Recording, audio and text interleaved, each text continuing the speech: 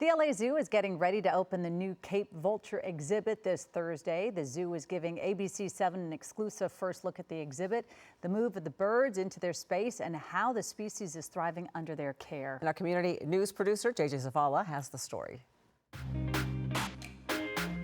We've been working with the species since 1985. We are some of the most successful breeders and propagators of this species. We really wanted to share it with the public because this exhibit and these species have been off display for a while. They are native to the Cape of South Africa, so they live in a relatively colder climate, pretty extreme.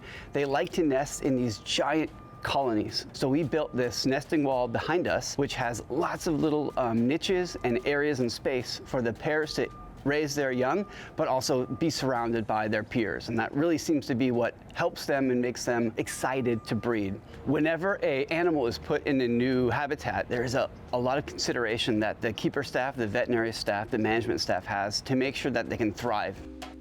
We are actually doing multiple Cape Vulture exams, and that way they're fully prepped when they move. Should we see some changes when they arrive at their new exhibit, we have a good medical baseline for them. In order to make the exam as efficient as possible, we'll briefly put them under anesthesia, we'll get blood work on them, we will do a full exam, and we'll do some x-rays or radiographs on them, so having them asleep facilitates that. We try to do preventative health exams every 2 years, at least getting a visual exam every year. These birds are pretty healthy, so I wasn't expecting anything to stand out. We're using the exhibit exactly as it was designed. The Los Angeles Zoo has raised more of these birds than any other member of the AZA, as well as they've housed them since 1985. So we're really excited to continue that commitment as well as continue our contribution towards the species. Bats eat mosquitoes and other bugs that spread disease. Vultures have a similar role here in America, but also in Africa and India and elsewhere in the world. And where their populations decline, we see a lot of adverse effects for humans. We want them to